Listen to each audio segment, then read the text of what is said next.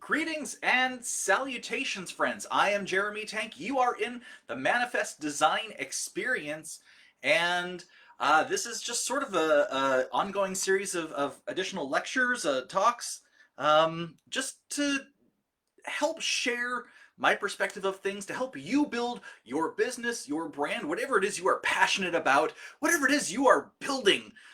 This is to help you do that. And today we are going to talk about identity, authenticity, and goals. That's a big topic, right? There's a lot that we're having this same sort of discourse throughout our culture, throughout our globe, that's really all about who are we, what do we believe, how do we share that with one another, and really, what do we owe one another? And based on that, what are we building together, right? What are our goals from that? And really today what I want to talk about is your identity, your authenticity, your goals surrounding your business. And when I say your business, this could be, I mean, honestly, this could be your business that you're running as a solopreneur. This could be your business that you're running as a president or vice president. This could be your business that you're just an employee, but your position creates something, right? You, wherever you are in your career, in your position, in your company, in your growth, you could be a consultant, a coach. I love coaches and healers. Um, Whatever you're doing, you are interfacing with other people. That's part of our culture. Even if you're at home because of the pandemic, you are still out in the world via your communication, via Zoom, via phone calls, by just the tasks that you have to complete. And it's important to sort of understand that identity and your place within it. That's your authenticity, so that you can create goals that are in alignment with everything you're trying to accomplish. Okay, so why am I talking about this stuff today? Because I talk about brands a lot, I talk about ideas a lot, I talk about goals a lot. Um, but why am I talking about identity and authenticity? Well, because let me just tell you a little short story. When I started in my design career, I worked at an ad agency, and a lot of the time when an assignment was given to me and my team, it was pretty much like, hey guys, create a logo. Yeah, we need like, I don't know, somewhere between 300 and 400 samples. So, go ahead and just go ahead and work, and we'll tell you if it's the right direction. And we get through a few hundred ideas and go back and say, okay, so what is the personality of this thing that we're creating? Because to us, this is often called brand identity when we're creating it for a client. They have a product, a service, a restaurant, a uh, massage studio. What else did we work on? Tinderbox, which is a smoke shop. Sierra Suites, which was a hotel chain. Um, Gosh, who were some of our other ones? Like there were just regional and statewide clients. So in the Pacific, the Southwest area of the United States. And they came to our agency. They chose our agency because they didn't have the money to invest in a larger agency. But they also didn't have a mindset that really was built on kind of growth. So when they were trying to identify what they wanted for a logo, most people had a visual concept or an icon concept or something that was just, familiar to them, to their internal identity, and that's what they were trying to show to the world as a way to express who their brand, their business was. And so that's very difficult to match in terms of design. So in my team, we were pretty much like, okay, well, what is the identity? What's the personality? What are they like? Do they want to, are they playful? Are they more serious? And my bosses, my account managers would have to go back and talk with the business and say, well, okay, well, what do you like? What feels good?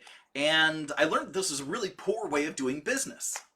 And I still know business owners who really expect this when they go to find a designer. Just give me something, I'll know it when I see it. And that is really difficult because Literally, a designer is trying to create a personality visually that they don't even know much about. They don't know that personality. When I moved on from the agency to a pharma career, I ended up working on national and actually international brands, creating logos and advertising marketing that had everything to do with the personality. Like, that's really what it was about. That was a huge shift in difference in thought between the smaller companies and the bigger company. Suddenly, every brand, every campaign had a personality, had an identity, had key goals that they were trying to accomplish. And so we would design around those concepts and share it with the world, customers, right? That's how you increase business. Um, when I moved on to the software world up here in the Pacific Northwest, it's nice and sunny outside today, you can kind of see. That software company was, again, international. They had 4 different international locations, and so it was really about the personality of that software. How did we make it sound? How did we make it familiar? How do we make it friendly, right? So people would actually want to try the software. Within the last couple of years, when I got my hypnotherapy certification, I started to recognize the commonalities between the way that we talk about our minds, consciousness, our unconscious selves, our goals, our desires, our dreams, and the same way that we talked about the same stuff in business, particularly at the higher levels. And so today, talking about identity and authenticity, I just want to break down a couple of things.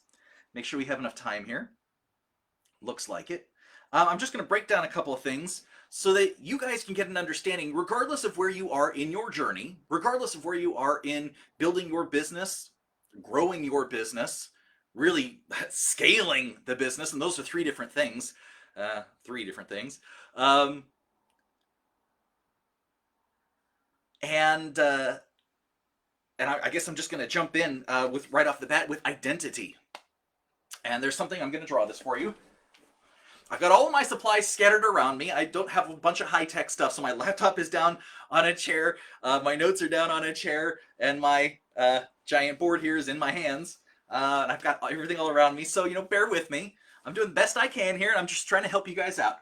So when we're talking about identity and authenticity, I want you to imagine an iceberg. And I mean, we're talking like Titanic accident, Titanic crash kind of level iceberg here. And if you know anything about icebergs or anything about the Titanic, what you know is that about 10% of an iceberg, this is my iceberg, isn't it pretty?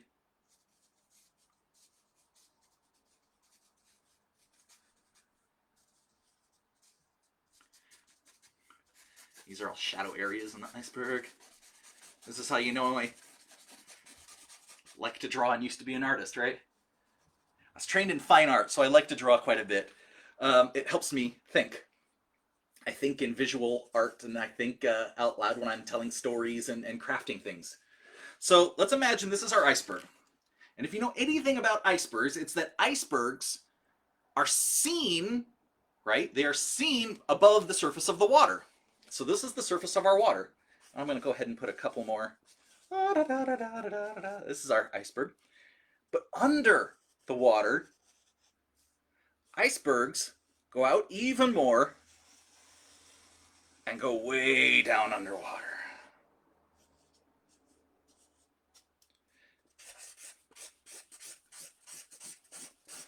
Shade in part of this so you can kind of see it there. And if I back up, you can see, I mean, it sort of looks like the continent of, it sort of looks like Africa, doesn't it? Sorry, guys. But underneath the water is all of this stuff. And it's just frozen ice. I'm looking at the contrast on my screen thinking if I can increase the contrast in any way to make this easier for you to see and understand.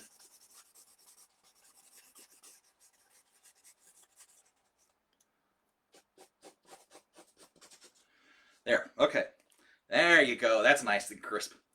Okay, so the idea here that I want to get into is that when I was working with the ad agency, a lot of the work we did was focused on identity. And, what does the identity look like? What does it sound like? What does it feel like? And then really it's the personality.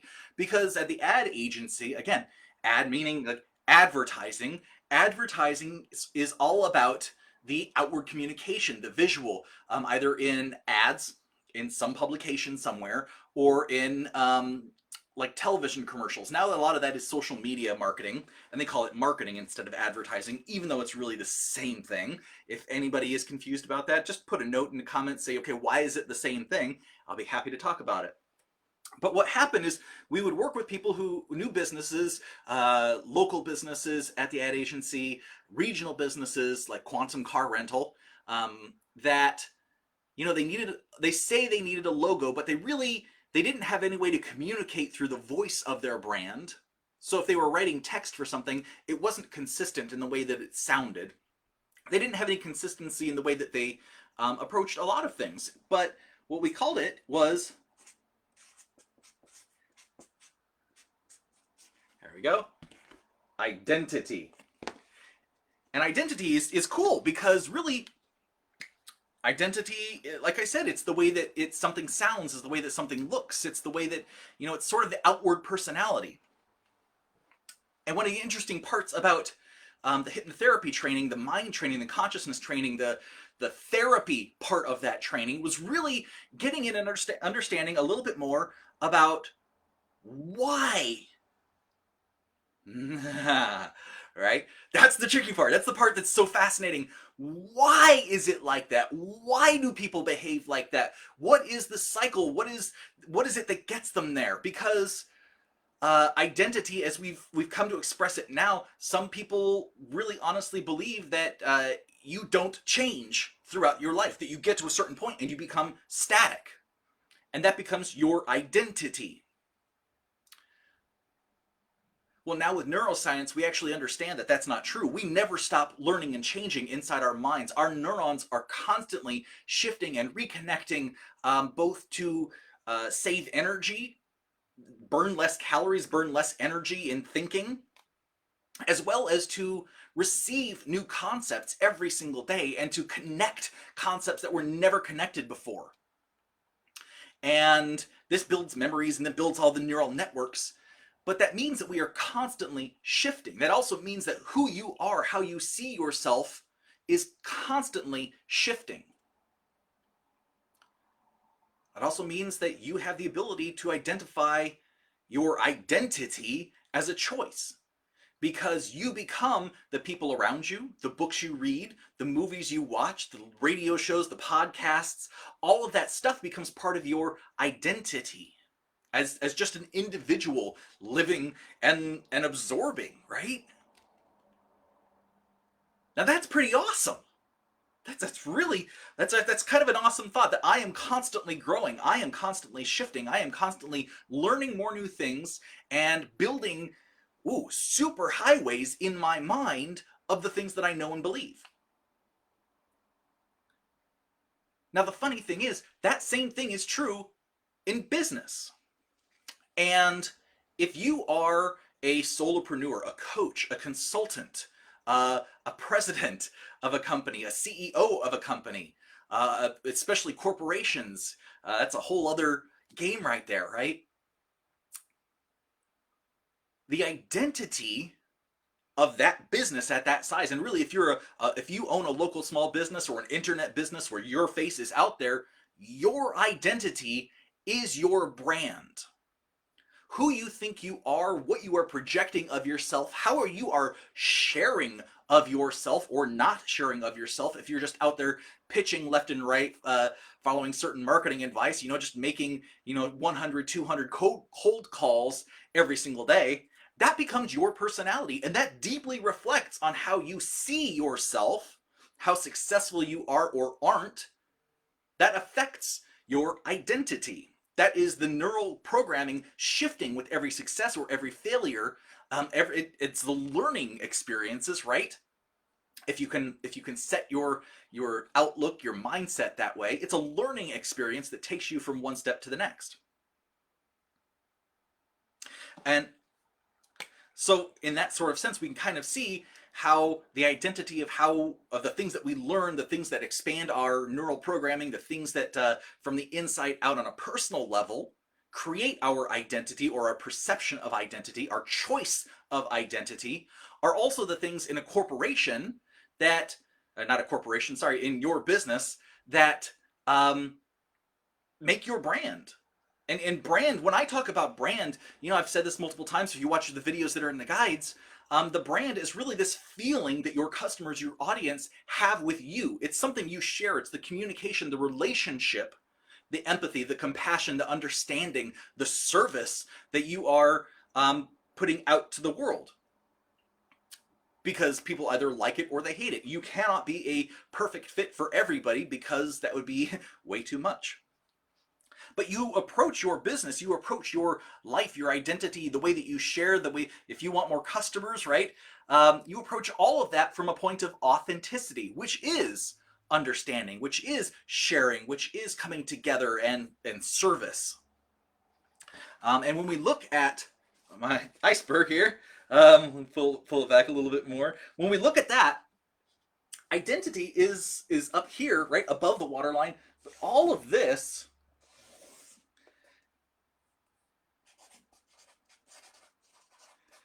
I don't know if I can write it. Authenticity. Horrible writing, Jeremy, but that's okay. I don't mind. Because here you can kind of see, though, like the identity, what you are broadcasting out, what you are sharing with the world, how you view yourself. Let's talk about just you as a person, okay? You as a person are only sharing a fraction of yourself with anybody out in the world. There is no way that someone just looking at you can encompass all of the wonder, all of the experiences, all of the thoughts, all of the feelings that you have beneath the surface of who you are. And when we talk about this, I mean, we're talking 90% of who you are is below the surface of that. And only 10%, really, right? Let's do that with red pen. Only 10% is above the surface of the water. That 10% is the identity that you are sharing with the world for one reason or another, right? That's your choice. What you choose to share with the world, what you choose to share with your friends, 10%. There you go. 10% and 90%. So what does that tell us? That tells us that there's a lot more underneath the surface of who you are and what you believe and how you approach the world than you're putting into the choice of identity and putting out into the world.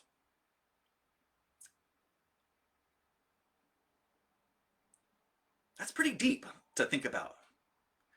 And when we reframe that and put that in terms of your business, understanding that you are your brand and that the identity that you are sharing with the world is your brand,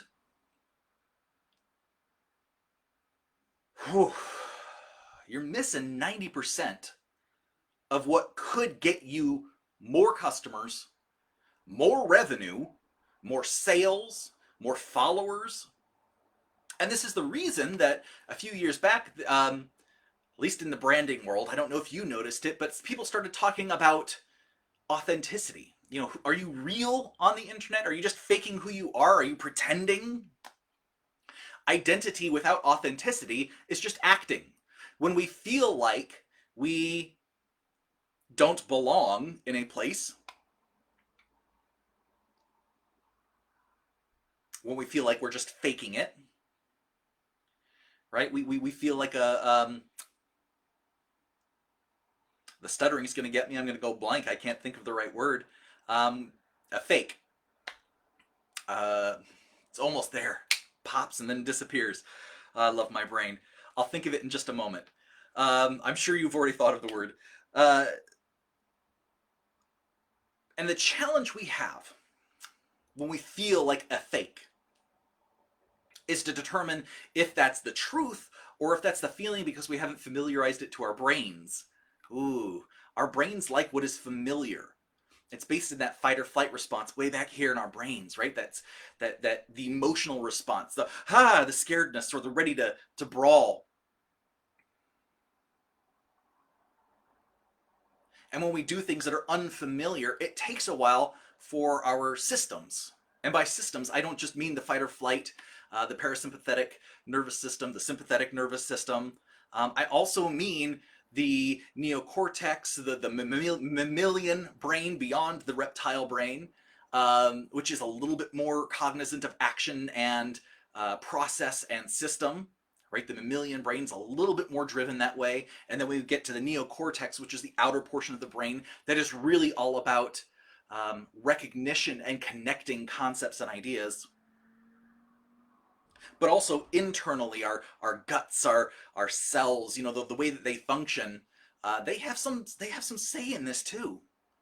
And what's interesting, what I noticed through my training was that, where's my blue pen? Blue pen.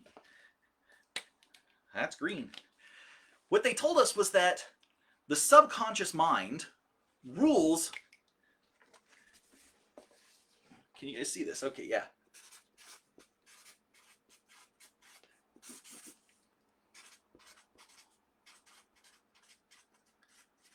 The subconscious mind rules 90 to 95% of your daily behavior. 90 to 95%. And in fact, the conscious mind generally rules about 5% of your everyday behavior. Now, what that means is not that you're not thinking about things. It means that your brain is actively feeding you information for you to decide. But it's also not feeding you information. It is actively operating on its own. And that's the way that it is made to act. That's the way that our brains, our memory systems, our neurons, our entire bodies are made to function, in that we choose things that are of the most necessity for us to choose, and otherwise our systems work fairly independently. But seeing that consciousness really has, it has a tie-in to that sense of identity, and subconsciousness has a tie-in to the sense of authenticity. And so I started thinking about that a little bit, and I started thinking about how, every local, small, individual business owner, they are their brand. I know a tax person out here that I've talked with a few times, and I'm trying to help her with her brand a little bit. And I said, people don't know the name of your business. They know you. And is it important for them to know the name of your business? And she said, no, it's fine. They need to know me. That's enough. And as long as my business continues, that can be my identity. I'm cool with that. Awesome. I talked with I think it was a home inspector the other day in Everett, and we had the same conversation. This is a conversation I have with a lot of people, because one of the things I ask is, what's your goals for the future? What are you actively trying to do? What does that look like for you? And he said, well, I'd like to stop working eventually. I'd like to have people underneath to take care of these things, but right now it's just me, and this is what I'm doing. And I said, okay. And I remembered the book, the E-Myth. I've got it right here. E-Myth. If you haven't read this book, I highly recommend it. I recommend books a lot because I read a lot. And E does not stand for electronics, does not stand for something on the internet. E stands for entrepreneur. And really, this is all about how to set up a business for growth. And I have to state right here, before I even say the next piece, you and where you see your business, whether it's growth or whether it's just stability or whether it's continuity for the rest of your life and structure and stability, that defines success for you. And whatever you believe is successful for you, whatever is comfortable for you, creates a scope of contrast in your head that you try to move along, right? If you see yourself as, well, I have to grow the business, and the business is, put that down for a moment, and the business is right here, and you want to grow it to right here, you have to think of those steps. This is part of goal setting. Where am I now? Where do I want to be? And if you're familiar with Grant Cardone came out and said, okay, but if we look at the way that minds work, if we look at the way that we motivate ourselves, moving from here to here isn't enough. This honestly is not enough for us to create the amount of success in our minds to excite the subconscious mind, to excite the authenticity within us, to excite all of the things that actually push us forward. But if we think 10x, if we think 10 times whatever that original goal is, suddenly we excite everything inside of us. We excite the authenticity because we start to believe, oh, we can hit that. All we have to do is take the small steps versus even smaller steps that we started taking to reach the more limiting goal. And by taking slightly larger steps, which are totally doable, we actually move closer to a larger goal. Fascinating, right? If you give yourself bigger goals, then you feel a stronger internal drive towards that goal. So, the trick with the brand, that is the personal brand, is that with you as the business, a customer and audience will always see you as the business, which means you can't hire people to cover different portions, or you have to constantly be the face out in the public, right? And in this book, they say there are 3 primary roles for any business owner. The first is the technician, and this is where you are working in the business. This is where you are the one running the business, doing the work, talking with the clients, doing the marketing. It's a ton of work. And anybody who is out there doing that right now, you probably feel this, and this is stressful. And this is what they call the hustle. I hate the hustle, but this is what they call the hustle, when you're covering all the pieces because you feel like you have to. The next step is the manager, and the manager is the one who actually rises above, hires people underneath, and starts to figure out what the processes of business are, really. And the processes, the systems, are the things that allow growth. These are the pieces, the parts that become written down and shareable, so you can hire people to cover those same tasks and do the things. This allows you as a business owner to see things from a higher level and to start to make decisions that are mindful or intentional, that are purposeful as you move forward. And the final step in this is the entrepreneur. Now, the entrepreneur is even above the manager, and this is why I talk to presidents and CEOs, because the entrepreneur is looking at the managers and all of the systems. They're looking at the employees and what they're doing, and they see that everything an employee does adds up to the next level as a manager reviews and makes sure that goals are met, that all of the necessary performance indicators are met, and then the entrepreneur is actually going, okay, this is working, what can we tweak to make it better? How can we get creative and imaginative to make business better? So those are the 3 steps we go through, and the difference when we look at identity or authenticity is in the technician level, you are your brand. You are your identity. You are the identity that you share with the world. And for all good and bad that is, right? We're about a half hour. Okay, I'm just going to talk for a few more minutes here, and then we'll call it a day. Now, the trouble with you being your brand, if you are running that small business, your bakery, and you are your brand, or if you are that house inspector and you are that brand, if you run a real estate office, if you run, I was working with an author last month.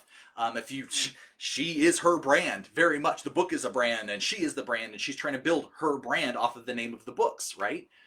So it all kind of ties in.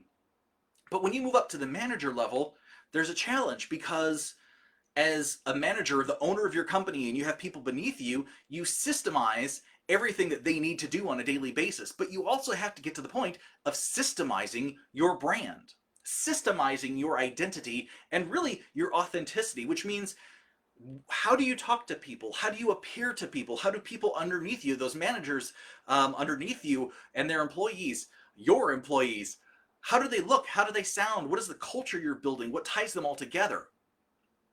And this is part of the work that I do to create a system around brand that really codifies the identity, not just in a logo, but in the way that words come together and places that you showcase how great you are, right? Because you don't want to appear for everybody all the time. That gets old and it gets too seen.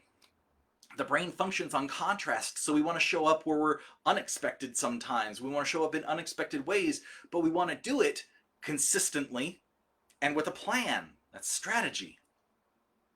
And that builds this idea of the brand that is bigger than just you or your business. That builds the idea of people seeing what the company is instead of just you. And that gets you to the point where you can actually start expanding greatly. This is the fulcrum, right? If you don't know what a fulcrum is, a lever is a lever is like a seesaw, right? It's a board or something placed on a point in the middle that goes back and forth. The thing in the middle is the fulcrum. Your business, when you are smaller, will hit a fulcrum. And at that point that you need to hire more people, you need to start thinking about the identity that you are broadcasting towards everybody in the world, the identity that you hold inside of yourself, which is part of the authenticity of who you are. And you need to start building it as a system, a structure. You need to start codifying it in a way so that your employees can embrace that as part of their culture, as part of who they are and what they are part of. Because as your employer, or as their employer, you are responsible for them. You are the shaman in their tribe. You are the elder of their community, guiding them on that path. And that it's at that point that as a business owner, you are actually in service to them and your customers in order to keep growing your company. Now, I keep trying to differentiate here a little bit between the local, the smaller, the solopreneurs, the small teams, really, because that's the same thing. If you have like 5 or 10 people in your company and you're growing, you're still at this point. You are in that nexus of change where you need to reclassify your identity, because the individuality of each one of you in that small company is starting to obscure the consistency that you need to build your company to the next level. And you really need consistent action, consistent ways of sharing things in order to have that brand showcase properly, right?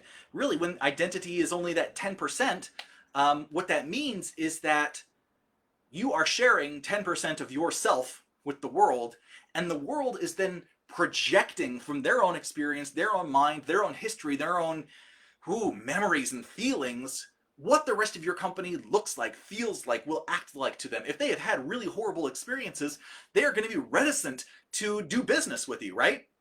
Until you earn their trust, until you earn their respect. And actually, this is where authenticity starts to come in really in a heavy way for business owners. Check my notes here, because on a personal level, what does authenticity look like on a personal level, right? It looks like honesty, standing up and saying, actually, like, here's how I feel about what you're saying. Here's what I don't feel good about it. I think I'll pass. Here's my boundary for that. So as we work through whatever we're talking about, you have to respect my boundaries. What else? Empathy and compassion, right? That's authenticity. Okay, I am spending time to listen to you and hear what you're sharing with me. And if I don't understand, at least try to put myself in your shoes and at least see the challenges you're going through. This is all part of personal authenticity. Or, on the flip side of that, because the brain loves contrast, right? What is the lack of empathy, the lack of compassion? The other side of that, maybe that's narcissism, selfishness, or self-centeredness, right? There's a whole spectrum there that is authenticity, and that is personal authenticity, who we are. Now, how you share that, how you choose to share certain aspects of that outwardly, are the pieces of you that you choose as your identity to project out into the world. And right now we have a lot of young people in America that are saying, you know, I choose not to see myself as male or as female. I choose to be they, them. I choose to not see myself as gay or straight. I am asexual. I am non-binary. I am all of these things. And those are internal choices of authenticity, right? Really going to the heart of who they are and making those choices, and then stating and putting those choices into that 10% that is outwardly projected.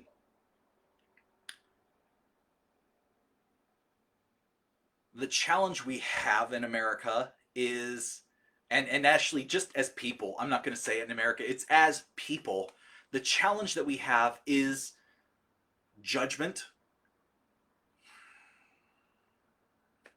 Judgment. Our minds are lazy.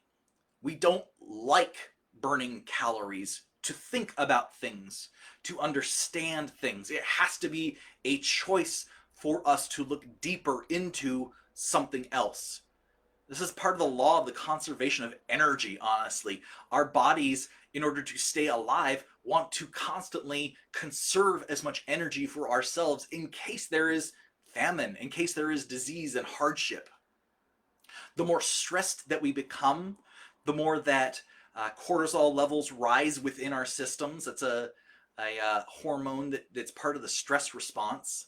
Anxiety increases. We start overthinking things because we wonder, how do we protect ourselves?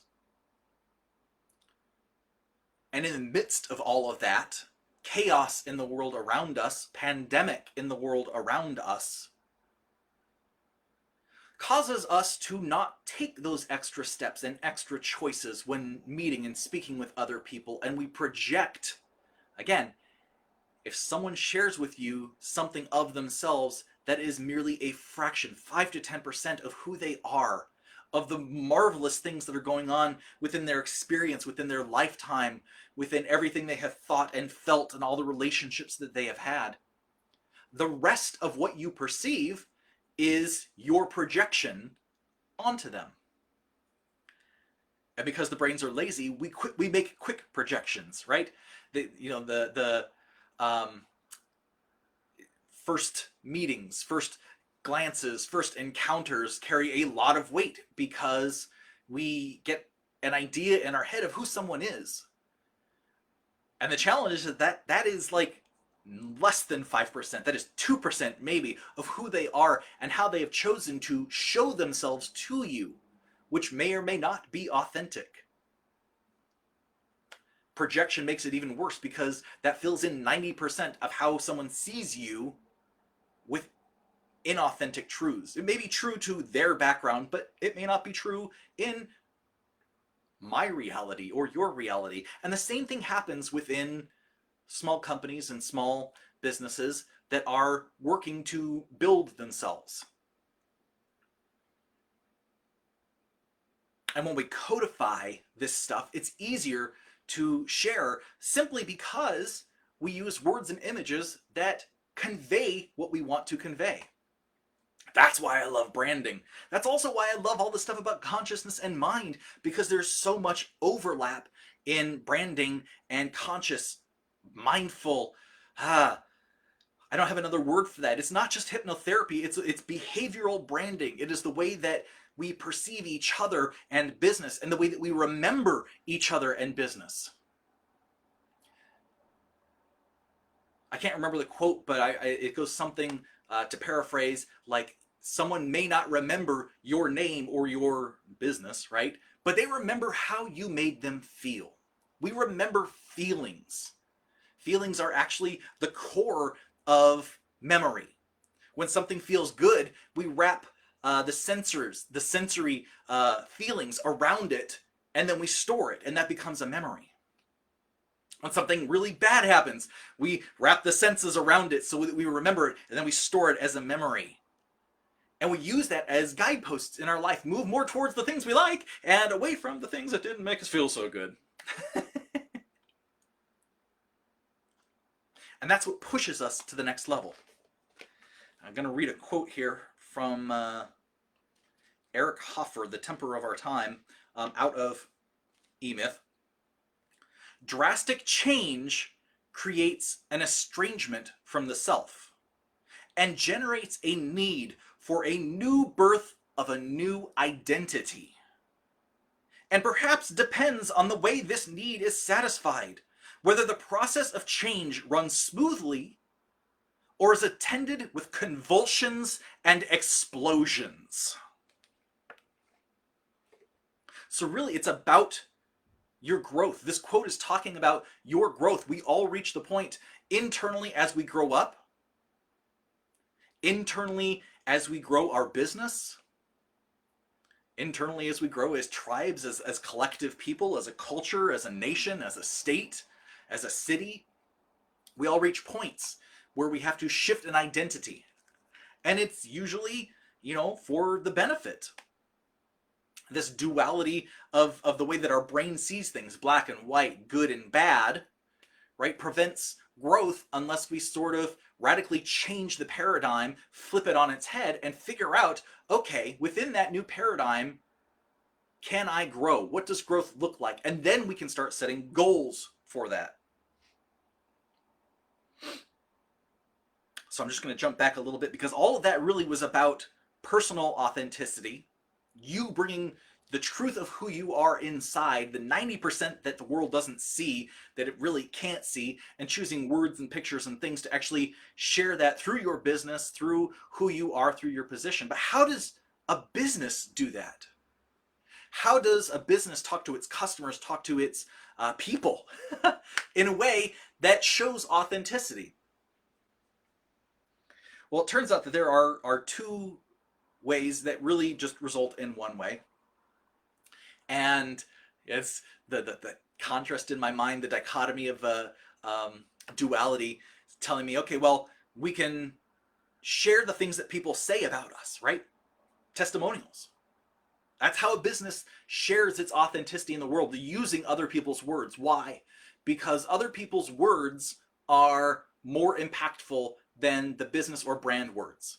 Because 85% of people will believe someone else's words rather than the words of the business itself. And that is branding. Getting somebody else to share that is really branding. You are a brand when somebody is saying things about you that you could say yourself, but it is more trustworthy coming from somebody else. 85% of people believe what the other person says more than what the business says about itself. That's a Yelp study based on evaluating and sharing and rating and leaving judgments on all the businesses. This is what they have found. The other side of the spectrum is that the brand, the business, shares words about itself. And this could be advertising, this could be marketing, this could be PR, this could be graphic design, this could be apps, this could be pretty much anything. YouTube, Facebook, anything you say about yourself, just sharing it with the world. Now, we've run into an interesting point where we are so ego-driven. It is about us. That falls into the story camp, but the problem is that it doesn't build the feeling of authenticity with an audience. But when we tell stories, that does something a little different. Stories abstract the brand, the business. Stories are told from the point of view of the customer. So it's not just the customer saying, hey, Jeremy did a great job for me. It's you saying, I saw that my client was having this challenge. My client had a logo that was about 10 years old. My client was looking to hire, was looking to grow, but really felt stagnant because the logo felt so old. It was a bit of a joke, and it was random. There were so many different elements as part of it. And when we look at the website, it replicated the elements and the weird stagnancy, and it had this, a lot of websites are just overwhelmed with text or overwhelmed with pictures, or it's just so stochastic, staccatic, like all over the place, things just dot, dot, dot, dot, dot, dot, dot. And that breaks the way that people think about things. So to help my client, right, we did a whole bunch of research in brand strategy to figure out, well, where do they want to go? How do they want to look? How do they want to feel? How do they want to sound to their customers? Do they want to sound like experts? Do they want to sound like friends? Do they want to sound like a celebrity? Do they want to sound like a teacher trying to educate them? Anybody that's watched my videos knows I am a teacher. I love sharing this information. I am super passionate about the way that the brain works, the way that branding ties into this, the behavioral branding aspect of it all. But you choose how you want to sound.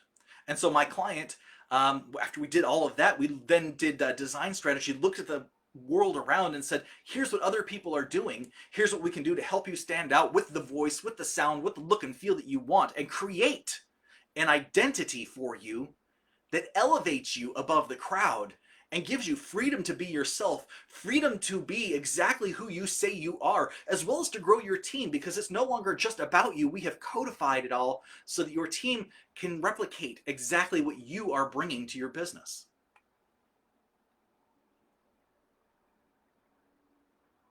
Now, that's basically a case study of every client I work with. But it's also the story of how I work with people. I am not the hero in this story. My client is the hero, because we want their business to succeed. We want their website not just to be a brochure for somebody. We want the website to actually sell things, or to get appointments, or, you know, to be actionable, something that is measurable. It's not just a brochure that's out there thrown into the wind or left under a washing car thing. Yeah.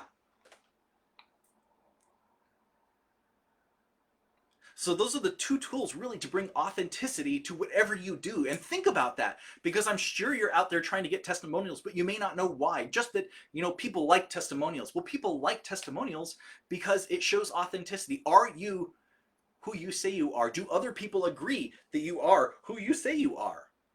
And then when you tell stories about your work, is it centered on you, or is it centered on the results for your clients? What are you bringing to them? What are you giving them? What is the service you're providing that helps them grow on their path? Because all of us really are providing services and options and ideas that are helping others grow on their path. That's what we do. Every service, every product is helping solve a pain in somebody else somehow.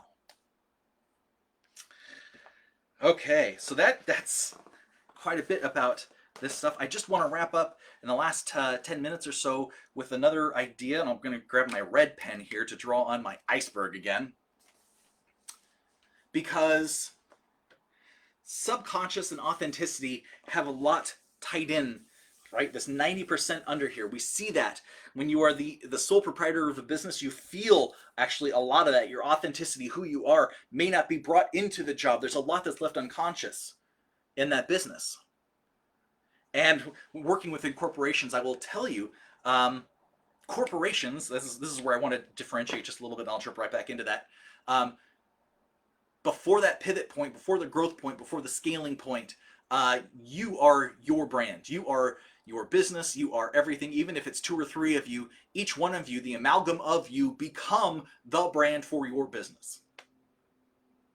At the point that we go corporate, right?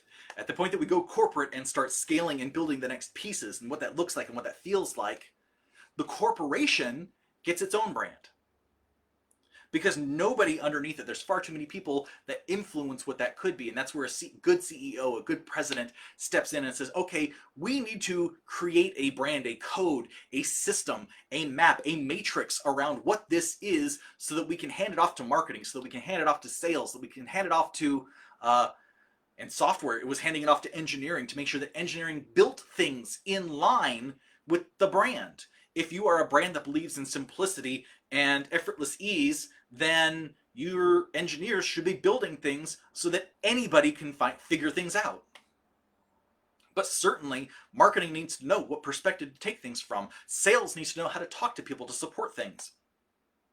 And in the corporate world, I like to say that brand is sort of like the soul of the corporation, because it sets really high standards. If you're not setting really high standards, then you're asking for anybody to just kind of come in and lounge their efforts.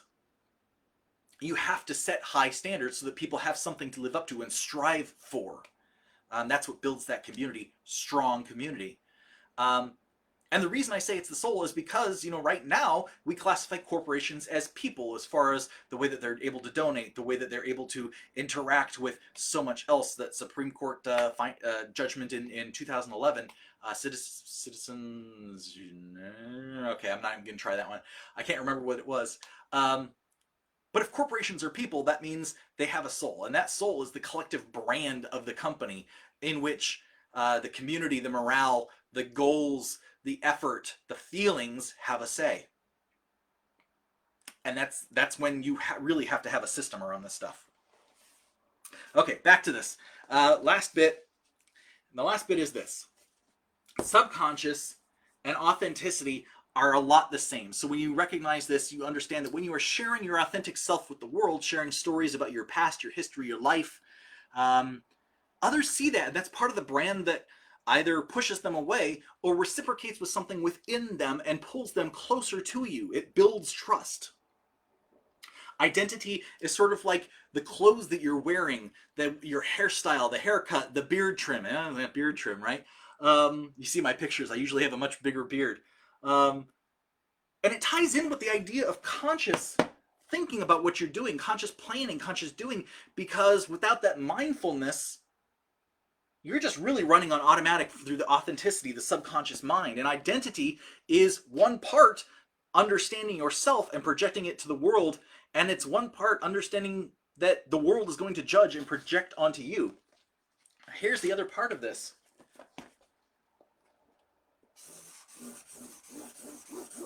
Make a line there, make a line at the surface.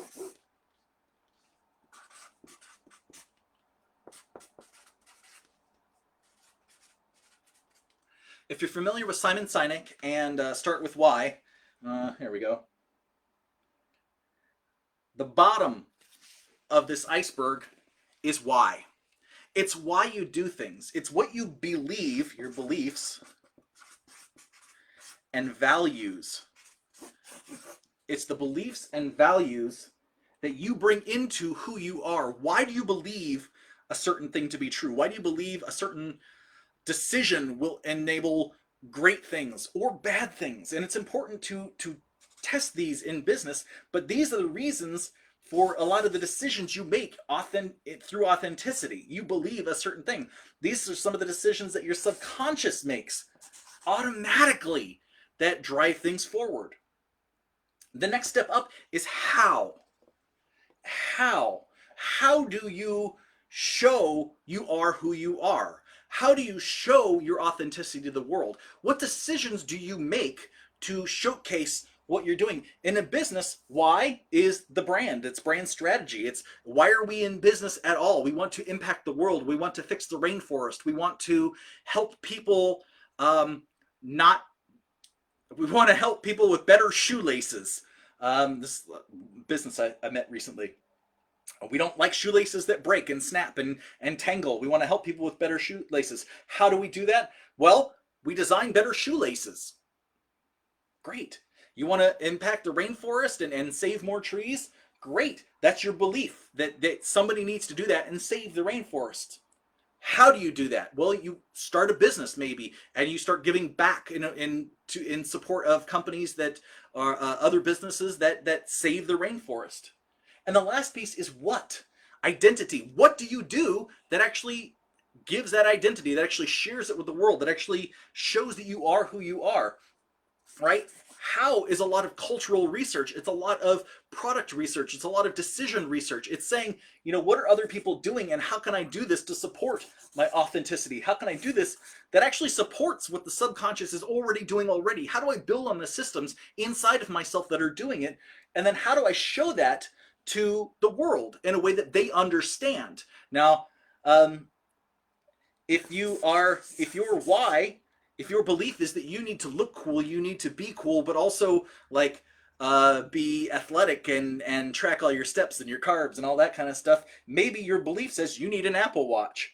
So you go and you see, well, is this cool? Is this something that other people are doing? So you buy an Apple Watch. Why? Because how do I track all these things and look cool is answered by Apple Watch. And so then you go and buy an Apple Watch, and then when people see you, drawing all over the place, when people see you, they see your identity as someone who buys an Apple Watch. Now, this is a really generic example, but this applies to everything because your subconscious beliefs about why things happen, about the values that you place on it, determine your structure, your place in society. And all of this is going on within yourself to find your place in the world. But all of this is also going on within your company, within your business. And in corporations, this is often going on in each position as people are growing and up the scale ladder. Now, what's interesting, Simon Sinek says that this is where Jeremy can't spell. Why is where sales take place. People hear why, they believe the why, the value behind this, and that is what causes them to make a sale. Then they go, well, how? It's how is the thing, it's what you're buying. And then you go up and then, okay, well, I just have to go and I have to do the thing. What is the thing? I have to buy the thing.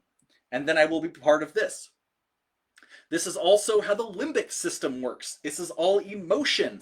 Down here in the subconscious, it's the fight or flight response. It's a protection response. Then moving up to how is it's just how do I stay safe? How do I maintain who I am and what I am? And then moving up to what is just appearing that way. And now in your company, for your identity, your company, the way that you're growing, you're transitioning, you want to codify it away from yourself onto the business so that you can hire and grow, then you need to know why you're in business. Everything you're doing revolves around why you're in business. And then when you go to the next step, as we think about this stuff, how do you affect that change? How do you affect why through the business? And then whatever you do is your what. If you're a house inspector, then that is like part of your what. You're a house inspector. How you do your inspections matters, and you choose that because of why you are a house inspector. If you are a realtor, you are selling real estate. You do it in a certain way with a certain process because of something that you believe, you were taught, or some value that you hold. And this is the structure of authenticity to identity. This is the insights that I've gained from these very distinct worlds of branding and marketing and advertising and design, and the mind, consciousness, hypnotherapy, meditation, a little bit of Eastern religion. All of this stuff comes back to, look, the core of you is unavailable to the world. Same as the core of your business. Everything you do inside, the world doesn't know all the challenges that you're facing, all the things that you're going through, unless you tell them. And then when you tell them, that becomes part of your identity. If you share with the world, business sucks, everything sucks, it always sucks, I can't get any customers, your mind hears all of this negativity. The world also hears all of that negativity. And if you were on the opposite side of that, and you were hearing somebody with all of that negativity talking about themselves, or talking about their world, or talking about their business, you'd probably walk away. And that's the lesson I really want to share today, is that when all of these things are connected, when we can see the bridge between who we are, the truth within us, the truth within our business, the truth within the steps that we're taking, and how we start to project that into the outside world, we create an identity for ourselves. And then the world also creates an identity for us. And together, boy, that's a lot to overcome. But if somebody's super negative, if somebody is always saying those things, you're going to walk away, because it's tough to be around those people. And yeah, that's what I've got to say, I guess. Thank you so much for watching. And if you have any questions, leave me notes, share, like, comment. Thank you so much. Take care. Bye.